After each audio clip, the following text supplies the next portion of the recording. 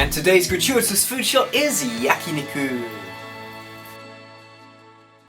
Hey everybody, thanks for dropping by again. Let's once again set up some walkabout footage up here. Alright, yeah, that'll do. And yeah, today I want to talk about crime and safety in Japan. As a gaikokujin, as a foreigner staying in this country, one of the things you're going to get asked over and over again is, why did you come to Japan? This question comes up again and again, and they even have whole TV shows devoted to answering that very question. Though as a word of caution, they do tend to prefer it if they can make you look like a clown, so if you're interviewed by those people, treat it with a little bit of wariness. But yeah, when I'm asked this question, one of the things I always mention is how safe Japan is. And you know, there are two sides to this idea of safety, and I'm not talking about safety from natural disasters. Obviously, compared to my home country of England, Japan is much more dangerous in terms of being injured in an earthquake, in a typhoon, in a tsunami. All these things, the risk is exponentially higher because in England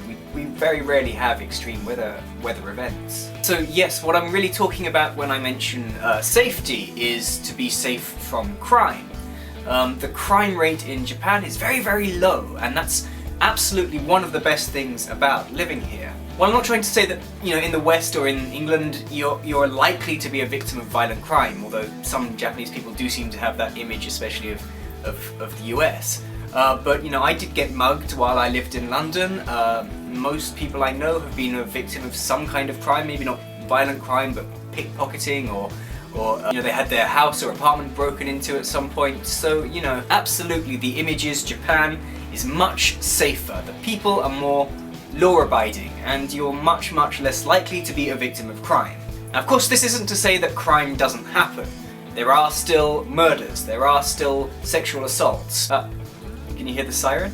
You know, when we're looking at crime rates, we also need to probably consider the fact that there are certain crimes that are very underreported here, domestic violence being one of them. But living in a society, especially in a big city, where you know you're at a drastically reduced risk of being the victim of crime, absolutely changes your outlook and the whole way that you live your life and conduct your daily business, you know. It's so great to be able to walk anywhere, go into any neighborhood, go down any dark alleyway in the middle of the night and not feel even a little bit threatened.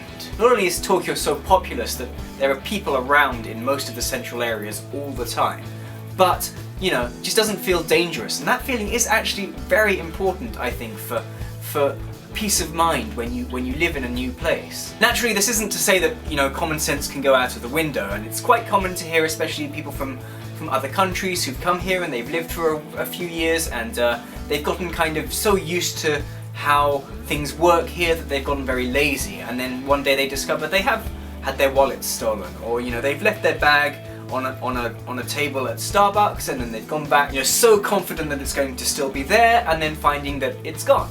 It does happen. And absolutely, if you do get on the wrong side of the law here, as we've seen with the high-profile cases with Ghosn and with that young American guy who was locked up for breaking something when he was drunk in a bar and was incarcerated for basically a year without charge. The Japanese justice system certainly has some quirks to it that don't necessarily align with what your idea of justice might be. And naturally, the crime rate isn't zero. There are still violent crimes happening. There is still drug use, there is still prostitution, there is still human trafficking, there are still, you know, yakuza operating in broad daylight. But the risk of random violence from a stranger or random bodily harm being inflicted on you is very low, and I really value that highly here. And while it may not be on the scale of what's happened in the UK in the past decade or so, crimes against children are often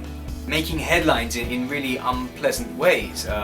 Not long after I arrived in Japan, there was a case of double murder of two school kids who'd gone out late at night in Osaka. There was a child abuse ring busted in Kyoto. It happens, absolutely, and you know, if I ever have kids in this country, I'm going to be very careful about what they do, especially on their own. But that's the same in any country, you know.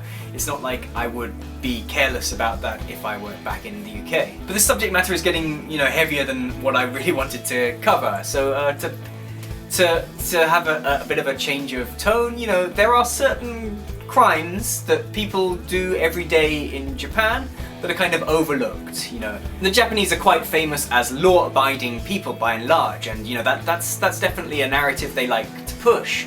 One of the things you'll commonly hear is how good people are at not jaywalking, you know. Even in the inaka, in the middle of the countryside, if there's a red light, people will be waiting there. They won't cross even if there's not a car for 50 miles around. In my experience, that's not really true. People do cross roads against red lights a lot, especially when it's late and quiet. But sure, comparatively speaking, people follow the rules much more readily. Except in the cases of umbrellas and bicycles. Let me tell you my tale of woe. One day in summer, in the rainy season, it was very heavy rain, and I went into a convenience store, put my umbrella on the rack outside, which you have to do really. It's very rude to bring an umbrella that's dripping wet into a shop. And yeah, after I'd finished shopping, I went outside and my beautiful black umbrella was gone. Someone stole my umbrella!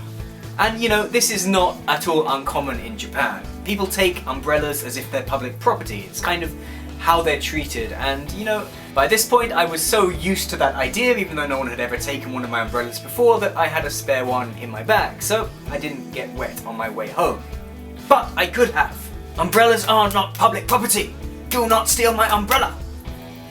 And yeah, I haven't actually owned a bike here, but people say that they have similar experiences with those. If you don't lock your bike up very carefully, then often it goes on walkabouts, wheelabouts, I guess. The bicycles are registered, it's quite strict really, so usually if your bike disappears, it does reappear a few days later. It's not like in when I went to university in Cambridge, bikes were always being stolen en masse and then resold for profit. It's not really like that. It's more like people think it's okay to borrow them if they need them. But that's by no means a guarantee. It's quite possible that if your bike disappears, you're never going to see it again here too. And it's not just the ownership of the bicycles. For people who are very proud of not breaking rules, the bicycle rules are constantly broken here. A lot of people ride bikes, especially in the suburbs. They usually live quite far from a station, so they ride the bike to the station to get the train to work. And this has led to a very casual kind of an attitude to bike riding, you know.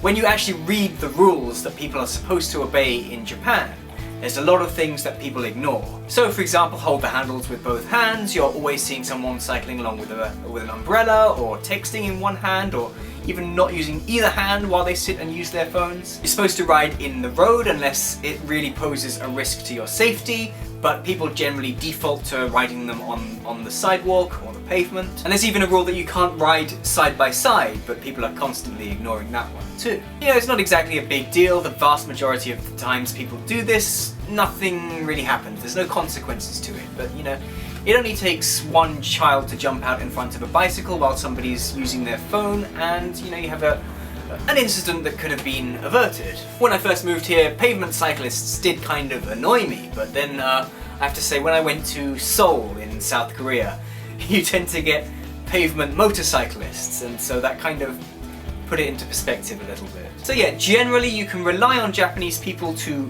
follow the rules in pretty much any situation where it will commonly affect somebody else if they don't. If it's a rule that doesn't really affect anyone, or they won't see the effects happening, then there's a bit more of a "ii-jan" kind of a feeling. It's fine, you know.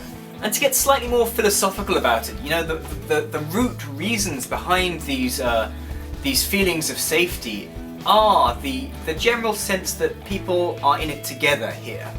You're not out for number one and trying to scramble to get ahead and screw everybody else. There's much more of a collective feeling, and you know, I've seen people claim that that stems directly from this being a very homogenous society, but there's also people who think it's more to do with just the national character. Certainly the tendency for the Japanese to act as a group and for the benefit of the whole has been observed for much longer than this, you know, experiment into whether multiculturalism in the West works. The relevance of that being that people who are very anti-immigration or anti-multiculturalism often point to Japan as an example of a society where things are very almost utopian because of a very homogenous population. I do follow the logic there, but I'm not convinced it's as simple as that. One Japanese guy told me that there's this general belief that people from the West tended to be hunter-gatherers. They would go out on their own and they would stalk prey and bring it back for the family.